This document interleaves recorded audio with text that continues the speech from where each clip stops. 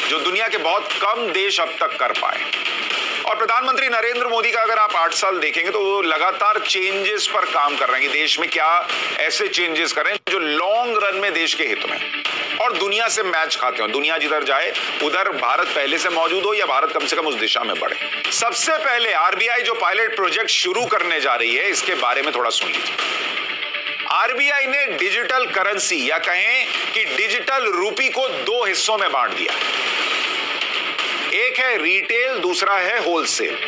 Retail का इस्तेमाल रोजाना के लेन देन के लिए है और होलसेल का इस्तेमाल बड़ी वित्तीय संस्थाएं करें। तो रिटेल वाला आपके हमारे काम में आएगा क्योंकि हम ही लोग ना डेली इस्तेमाल करेंगे। बड़ी वित्तीय संस्थाओं के लिए होलसेल सेगमेंट होगा। डिजिटल रूपी के होलसेल सेगमेंट की शुरुआत पिछले महीने 1 नवंबर को हो चुकी है। बड़ी संस्थाएं जो है वो इसका इस्तेमाल कर रही हैं। कल यानी 1 दिसंबर को रिटेल सेगमेंट की शुरुआत होगी जिसमें आम लोग हमारे आपके जैसे डिजिटल रूपी का इस्तेमाल कर सकेंगे। तो कल डिजिटल रूपी का पहला चरण लागू होगा जिसमें कुछ शहर और बैंक्स के साथ डिजिटल रूपी में ट्रांजैक्शन हो सके। अभी ये पायलट प्रोजेक्ट अभी देश के 4 शहरों में शुरू होगा।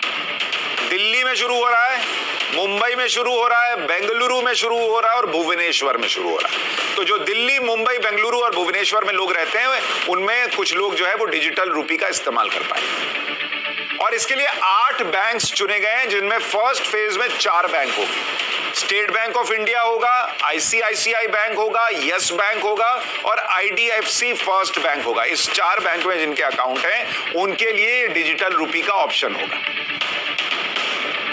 इन 4 शहरों में रहने वाले कंज्यूमर और व्यापारी जिनका अकाउंट इन बैंक्स में है वो डिजिटल रूपी का इस्तेमाल कर सकेंगे। अगर पायलट प्रोजेक्ट में सब कुछ सही रहा तो फिर डिजिटल रूपी का दायरा बढ़ा दिया जाएगा। सब शहर में होगा, सब बैंक में होगा और फिर नोट जो हैं धीरे धीरे टाटा बाय बाय हो सकते हैं। डिजिटल करेंसी या इलेक्ट्रॉनिक रूपी आपके कैश का डिजिटल या इलेक्ट्रॉनिक वर्जन है। मतलब जो नोट आप रखते हैं उसका वो डिजिटल वर्जन है। ये एक डिजिटल टोकन के रूप में हो। आसान शब्दों में कहूं तो जैसे आरबीआई नोट की छपाई करता है वैसे ही वो डिजिटल करेंसी भी बनाएगा जो इलेक्ट्रॉनिक वर्जन में होगी।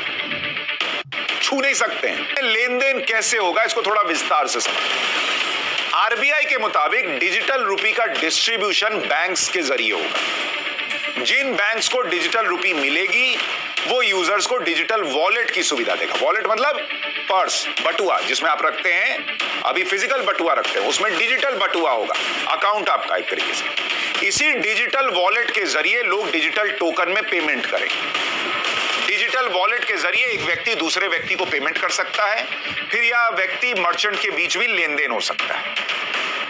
डिजिटल